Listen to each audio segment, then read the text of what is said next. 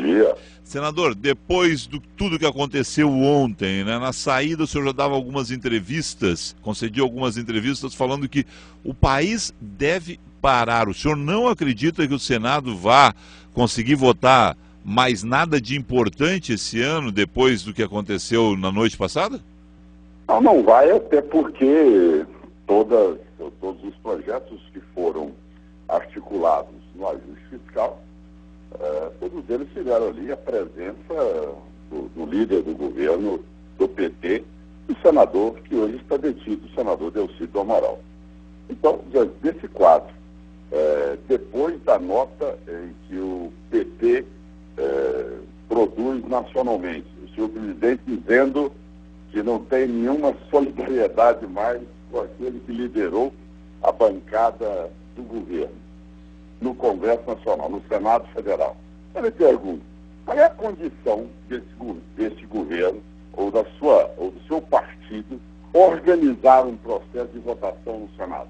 Como discutir o processo de repatriação, que nós somos 100% contrários a ele?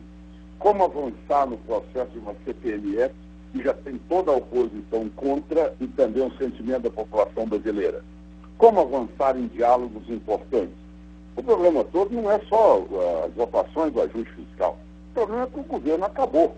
Essa é a realidade nua e crua. Como tal, com muito equilíbrio, com muita ponderação, nós precisamos ter a coragem de avançar em propostas ousadas de hoje em diante. Não adianta nós ficarmos apenas vivendo a realidade do dia a dia. Um país que cada dia mais aumenta o desemprego, a inflação, uma situação hoje onde o quadro político hoje, tá certo, não tem condições de tomar nenhuma iniciativa, porque a presidente da República não tem um gesto republicano de abrir mão do seu mandato e convocar novas eleições. Então, com isso, o Brasil, por uma questão de vaidade, de ordem pessoal da presidente da República e do seu partido, está levando o Brasil para o abismo. A cada dia, impondo a sua vontade de continuar no poder e manter essa estrutura corrupta que destruiu o país, e desemprego aumentando, inflação aumentando, escândalos por minuto. Então, chegamos num ponto em que o Brasil não pode mais, sabendo que o ano que vem já será um desastre do ponto de vista econômico e de previsão de empregos para a sociedade brasileira, é possível nós ficarmos simplesmente administrando o dia a dia. Então, eu defendo, eu passo a defender, vou caminhar vários estados do Brasil, participar de encontros, para que nós possamos fazer aí, se ela não tem a coragem pessoal de abrir mão do fato dos canos ser a sua casa, que nós possamos, todos nós, veja bem, estou apenas um ano de mandato, que nós, senadores, deputados federais, tá certo, e a presidente, possam amanhã abrir mão de seus mandatos, tá certo, como nós também, e vamos antecipar umas eleições do país, vamos mostrar que nós temos que ter uma nova participação da sociedade brasileira nas decisões, para que realmente o Congresso Nacional se vista de condições para poder deliberar sobre matérias importantes, ajustes que deverão ser feitos, reformas que deverão ser feitas, mas que hoje em dia nenhuma das casas, com muito menos o governo da presidente Dilma, tem essa credibilidade para fazer. O senhor está propondo renúncia coletiva e todo mundo renuncia? Sim. Você enxerga uma outra saída para nós? Ficamos cada dia enxugando gelo, cada dia decidindo sobre um problema menor, e o Brasil indo para uma situação hoje que é um processo de descambar para um processo de convulsão social? Ou você acha que 10 milhões de desempregados vão ficar quietos em casa? Você acha que um processo ascendente e inflacionário, todo mundo vai ficar quieto em casa? Então, beleza. Ou nós vamos ter alguém no comando do país que tenha credibilidade moral, tenha condições de governabilidade, até ter um Congresso que também, se hoje a dúvida recai sobre o Congresso, que repasse também pelas urnas, por que não? Por quê? Por que esse trauma todo de ir para as eleições?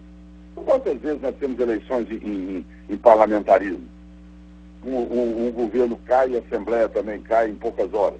E podemos fazer eleições, 1 ou 2 eleições por ano. Então, a pessoa não deve se intimidar por isso. Já chegou num ponto que ou governa, ou se tem um plano para recuperar o país, ou não vai continuar com essa demagogia, esse processo que a sociedade não suporta mais, que é o tamanho da máquina do governo, e o governo simplesmente vai achar uma solução. Qual é que é? Não precisa ter ministro da Economia. A Até eu, comércio, estaria contra. Se aumentar imposto, não precisa de nenhuma inteligência e nenhuma cabeça brilhante para dizer, olha, eu vou resolver o problema do Brasil aumentando imposto. Então, se for por aí, tá certo, não precisa de economista. Qualquer um faz esse papel. Senador Ronaldo Caiado, a senadora Rosa de Freitas, há pouco ouvida aqui na Guaíba, dizia o seguinte, que ela vê condições e necessidade de se votar orçamento e outras questões e acredita que tem espaço. O senador Cristóvão Buarque está na sua linha, ele diz o seguinte, olha, vem aí Natal, recesso, depois a gente volta, já tem logo em seguida Carnaval, o país só vai voltar lá por março. O senhor está nessa linha também, dizendo não tem como votar então nada e aí o país para. Se é para o país parar, renuncia todo mundo, novas eleições. O senhor vê a possibilidade do Congresso aceitar isso? Todo mundo? Uma questão, veja, eu não falo pelo Congresso, eu falo como pessoa física, eu falo como senador. Mas eu falo como diante de um quadro e você tem que fazer uma avaliação e um diagnóstico. Sabe, eu sou um cirurgião, não sou daqueles homens que ficam empurrando com a barriga. Essa pessoa tem coragem de decidir. Agora, não adianta você ficar fazendo aquela cara de paisagem, cada hora dizendo, vamos ver hoje, amanhã a gente vê também, depois da manhã também. E o retrato real, qual é que é? O retrato real é um Brasil, tá certo, se desintegrando por falta de um governo, por falta de uma condição de apresentar um plano para que o país possa sair de uma crise. Eu sei que com muito sofrimento, sei que com muito perda aí de empregos, de condições até de direitos que tem o cidadão, mas diante de um fato como esse, é preciso que tenham uma alternativa para não ficarmos fora dessa crise, dessa extensão tão grave quanto é que nós estamos vivendo no dia de hoje. Do contrário, eu vou ficar dando entrevista para você dizer, hoje nós vamos votar uma matéria sobre o problema da informática. Amanhã eu vou votar um projeto sobre uma medida provisória que fala do aumento do repasse de dinheiro. Quer dizer, veja, eu acho que ou você está preocupado com o principal, você está preocupado com o acessório. Certo? Não é apenas o orçamento que a presidente está preocupada. Mas ele não está preocupado com o orçamento coisa nenhuma. Não existe a preocupação do presidente com o orçamento. A preocupação do presidente da República é com o PLN número 5, que é a maneira exatamente de esconder a pedalada. Essa é a verdade. É verdade que a sociedade não sabe, porque não é obrigado a saber, porque não convive dentro do Congresso. Agora, qual é que é a prioridade do governo? Vai lá, vê a pauta do Congresso Nacional. É votar a lei orçamentária ou é votar o PLN 5, que é a maneira de esconder a pedalada de bilhões e bilhões de reais? Isso é a realidade. Então, não adianta nós ficarmos aqui fazendo um papel contemplativo diante de um quadro que ele é preocupante, sim. Ele é preocupante e em toda democracia não existe nada que seja mais democrático no mundo do que você ter que recompor governos, ter que ir para novas eleições. Isso aí é um gesto totalmente compreensível e praticado no mundo todo. Certo. Bom, o senhor vai para o Congresso hoje, então, de alguma forma tem como formalizar isso?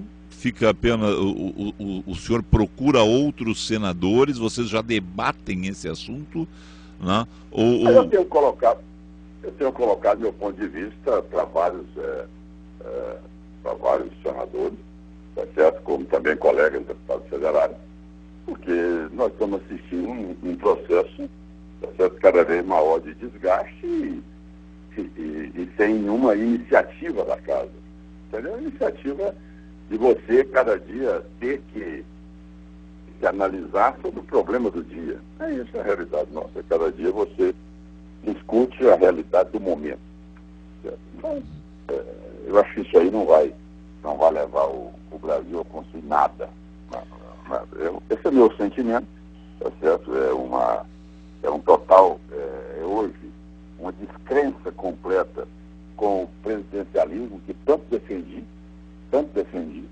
mas não vejo mais como você governar, porque os presidentes usam o poder para aparelhar o Estado e, a partir daí, toda a prática ilícita ou criminosa feita por eles têm sempre o apoio de uma estrutura aparelhada, como hoje o PT fez com o Brasil.